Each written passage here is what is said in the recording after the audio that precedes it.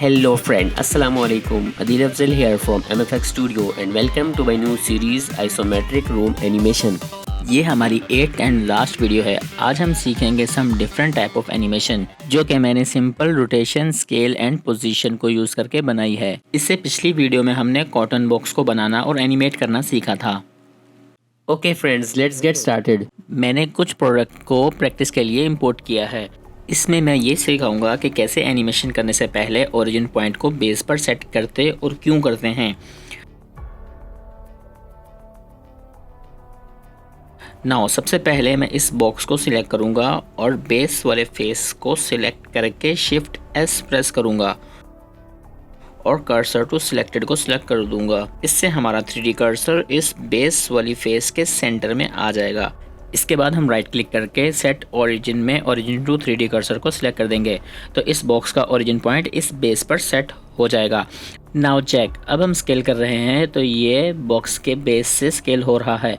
अगर हम ये नहीं करते तो ये सेंटर से स्केल होता।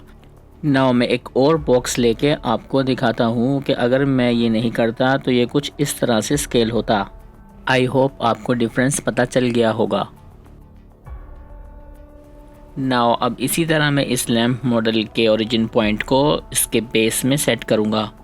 Process are same.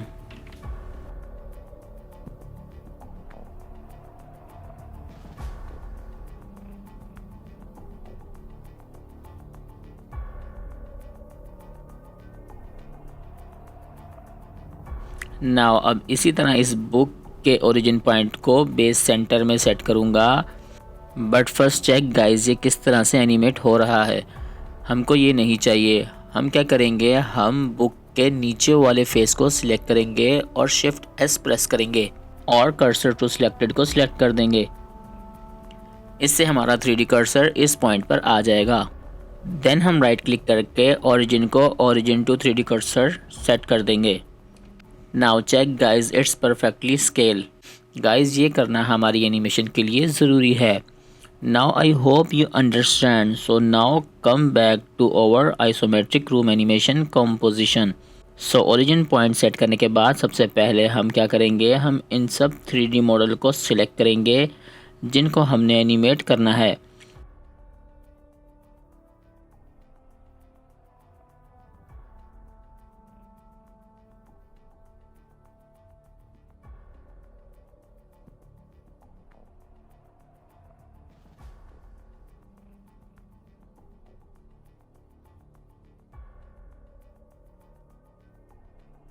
After selection हम कंट्रोल ए प्रेस करेंगे और ऑल ट्रांसफॉर्म टू डेल्टास को सिलेक्ट करेंगे। इसके बाद मैं इनमें से किसी एक शेप को एनिमेशन के लिए सिलेक्ट करूंगा। मैंने एनिमेशन के लिए इस बुक को सिलेक्ट किया है। मैंने इसको इसलिए सिलेक्ट किया है क्योंकि ये काफ़ी क्लियर नज़र आ रही है। सो फर्स्ट ऑफ ऑल मैं बुक की ट्रांसफॉर्म प्रॉपर्टीज़ में आऊँगा और Z लोकेशन पर की फ्रेम लगा दूँगा।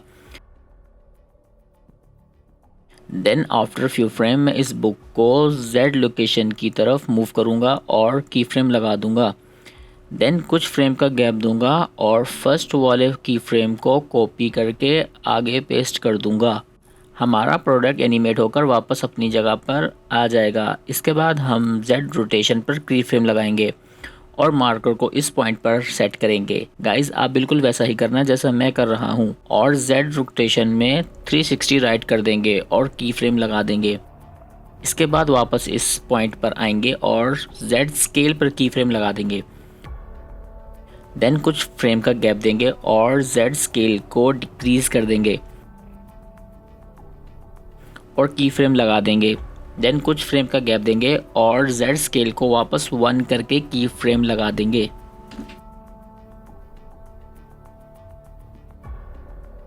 Now check guys, it's look perfect.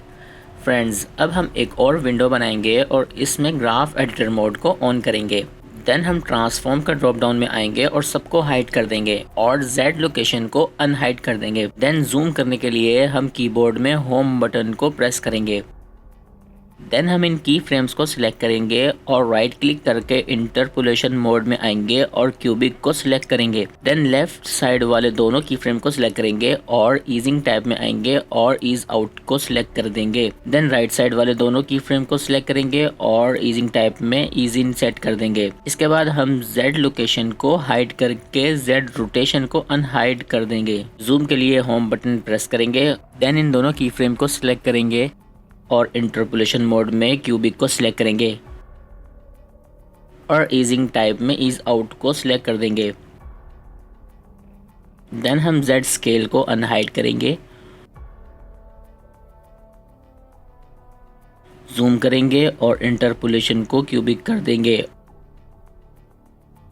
और लेफ्ट वाले दोनों की फ्रेम को सिलेक्ट करके ईज आउट और राइट वाले को सिलेक्ट करके ईज इन कर देंगे। नाउ अब हम ग्राफ एडिटर को हटा देंगे और अपनी एनिमेशन चेक करेंगे। Check guys, it's look perfect and awesome. अब हम फर्स्ट वाले की फ्रेम पर आएंगे और यहाँ पर स्केल पर की फ्रेम लगाएंगे। देन मार्कर को कुछ फ्रेम पीछे लाएंगे और स्केल को 0 करके की फ्रेम लगा देंगे।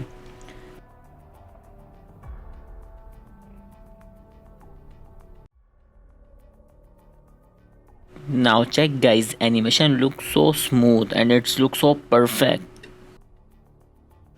ओके गाइज, अगर आप एनिमेशन की ड्यूरेशन कम करना चाहते हैं तो ऑल की फ्रेम को सिलेक्ट करके S प्रेस करके स्केल डाउन कर दें। इससे एनिमेशन की ड्यूरेशन कम हो जाएगी। Now check guys, it's look so awesome. Okay friends, यहाँ पर हमारी एनिमेशन कंप्लीट होती है। अब मैं आपको एक ट्रिक्स बताऊंगा जिससे हमारी ये एनिमेशन सब सिलेक्टेड मॉडल्स पर अप्लाई हो जाएगी। सो मैं इन मॉडल्स को सिलेक्ट करूंगा जिन पर यही सेम एनिमेशन लगानी है।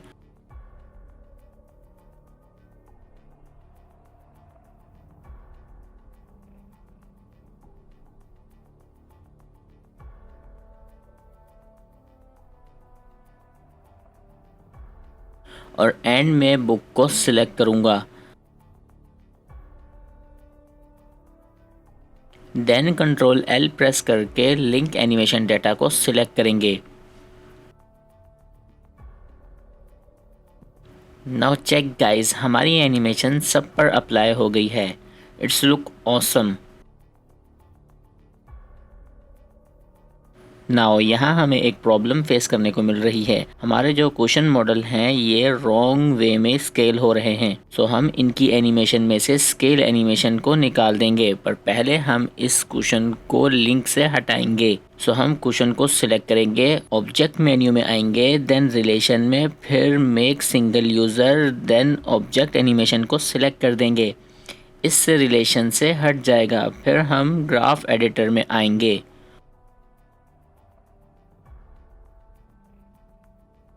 और Z स्केल में आएंगे और इन स्केल वाले की फ्रेम्स को डिलीट कर देंगे। नाउ चेक, हमारी प्रॉब्लम सॉल्व हो गई है। इसी तरह सेकंड क्वेश्चन के साथ करेंगे।